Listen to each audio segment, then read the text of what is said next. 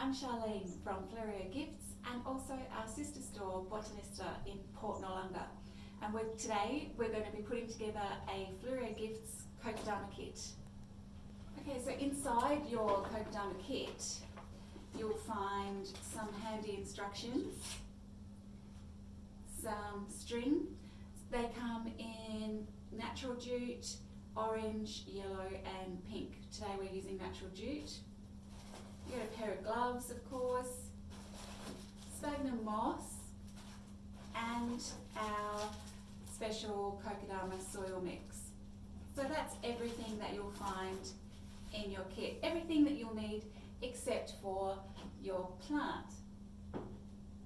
Now you can use all sorts of different plants, and on your instruction sheet there'll be a couple of different varieties that you can try. Today we're going to be using a succulent, a little pig face, because I love their flowers and they look great. But you can see that I've also made one earlier using a dwarf peace lily and it looks gorgeous. So lots of different plants you can try. Again, check the instruction sheet and follow along. So before we begin, it's really important that you've got everything that you need ready.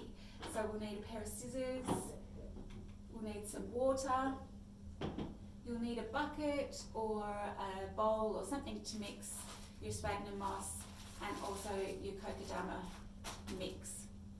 First of all, you're going to need to soak your sphagnum moss for about 10 minutes until it goes fluffy and saturated. Okay, so we've soaked our sphagnum moss, it's nice and fluffy. I'm going to put that to one side and it's ready to use in our first layer. Before we start, we're going to put our gloves on and we've got our plant ready to go. Okay, so the next layer is your Kokedama soil mix. So take your mix and place it in a bucket, or in this case I'm just going to use a tray so it's a little bit easier for you to see.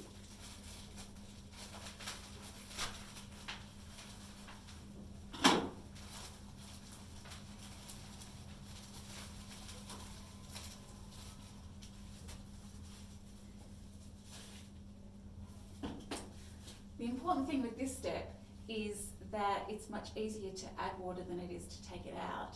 So we're going to make sure that we add our water just a bit at a time. We don't want to put in too much water and find ourselves with a really sloppy mix. What you want is a mix that's going to hold together really nicely. So that can take a while for the clay particles in your Kokedama mix to absorb the water. So sometimes I like to work this up and then leave it for maybe 15 minutes or so, just so that you've got a nice sticky mix.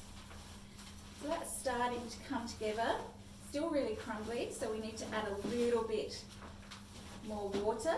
Again, just taking it nice and slow so that we don't end up with a mix that's unusable. If you've added a little bit too much water, don't worry. You can just let it sit and dry out for a couple of hours. If it's a warm day, that can be as little as, say, 15 minutes to half an hour. If it's a bit colder, then it's going to take a little bit longer. But it will dry out a bit and it will become a nice sticky mix. Okay, so that's becoming much more like what we want. So in your Kokedama kit, you'll get pretty much enough Kokedama soil to make a really nice medium-sized Kokedama, or if you like you can make two really small ones. Today we're going to be making a medium-sized Kokedama. Alright, now that's really holding together nicely. The big test is if we can put it into a ball, and will it stay together if we throw it around a bit? And it does. So that's looking great. The next test is, can we break it in half? And we can. So we've done a nice Kokedama mix there and it's ready to go. But before we use it, a little tip is to actually get the third layer for our little kokedama balls ready. Once you've got your hands mixed in with that kokedama mix, it's really hard then to sort of get it all off your hands, start again, find where your sphagnum moss is. So it's really important to be a little bit organised. So we're going to get that third layer ready now by grabbing some of that sphagnum moss, squeezing it to get rid of any excess water. Now I'm just going to get a nice round patty of sphagnum moss ready to use as our third layer. It's so tactile, I love this stuff. It is really soft and fluffy. It can hold some spiky bits and little prickles, so it is really important to wear gloves. Alright, so that's looking great. Next thing I like to do is get a bit of excess sphagnum moss, again giving it a good squeeze. And I keep that to the side. And that little bit at the side, I'm going to put at the top of my plant, so that when the time comes to bring that moss up around it, we've got some at the top and it's easier for it all to kind of stick together. Okay, that's ready. We're ready to go with our second layer, which is our kokedama mix. So we've made a nice ball. Okay, I would say that's the size of a big orange, really big orange. Okay,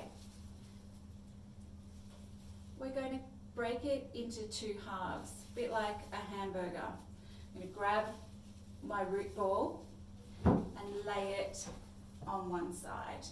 Okay, grab your other side, put it on top, and really work that soil around. It's basically a clay type mix, so you can work it like clay. It's good to use a nice firm hand, and you want to go around and make sure that those two seams of where the two halves of the balls came together are nice and seamless.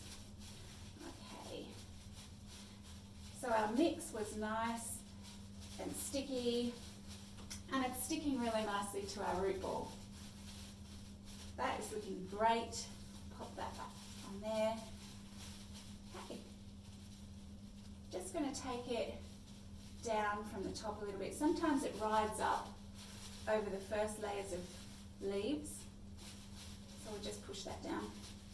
And that's looking great. Okay, there we are. Pop it in the middle of your sphagnum moss patty. Grab your excess sphagnum moss, and again, just put it around the top like it's a collar. Now at this point, you really want to commit. Don't think about this too much.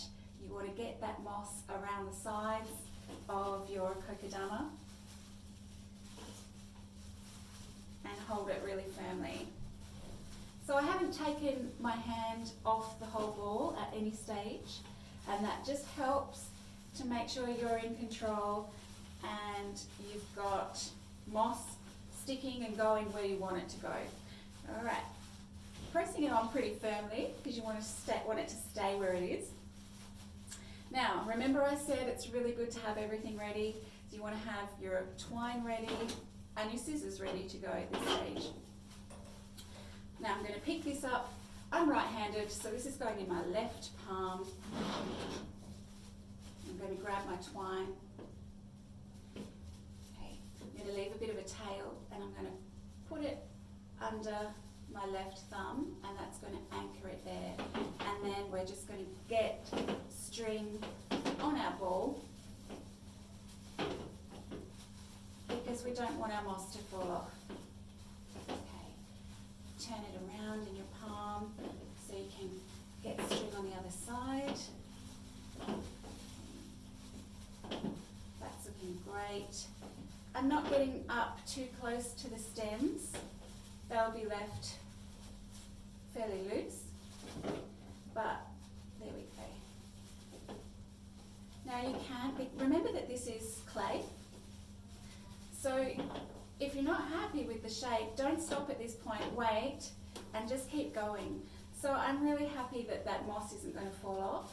I've still got my tail that I started with here. So I'm going to grab that, cut it, and then tie it off really firmly. And then we've got our finished kokedama.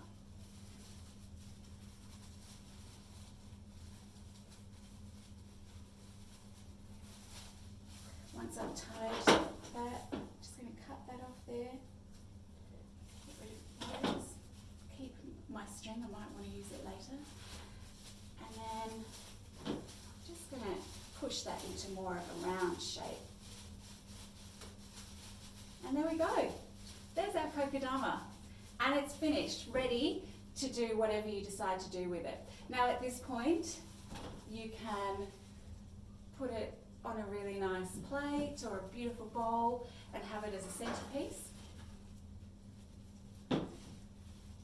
You might want to make a little cradle for it, which I'll show you very quickly how to do. Now this is just really simple.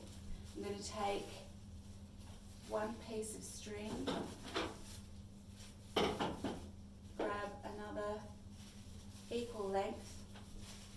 So I've doubled these two equal pieces of string together.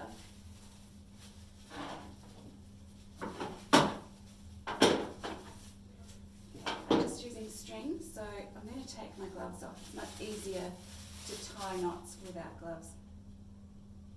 Find the middle point and just put a little knot in your middle point there. Okay. Make a cross shape on your palm like that. Grab your kokedama, place it in the middle, just right in the middle where the knot is, and I like to turn it upside down. I find it a little easier. Okay, I'm going to grab those 4 arms and tie them off at the top. Okay, so that's looking great, but of course we want that cradle to stay put. So I'm going to just tie another little bit of string around the middle. Now we always try and make sure you've got plenty of string in your kit. And if you keep unwinding that string, you'll find that there's a nice little message on your wooden tag there. Alright, cut that off. I'll just neaten up the top. And then we've got a little hanging kokedama, which looks great.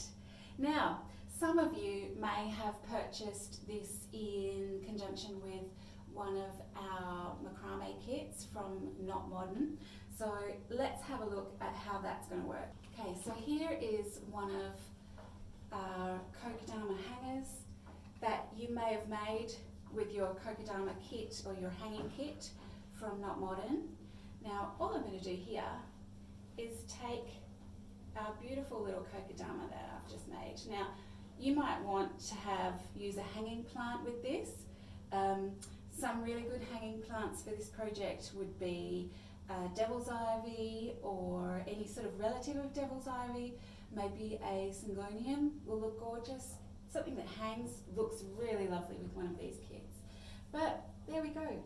There you have it, our kokedama kit all made up into a beautiful kokedama of your own.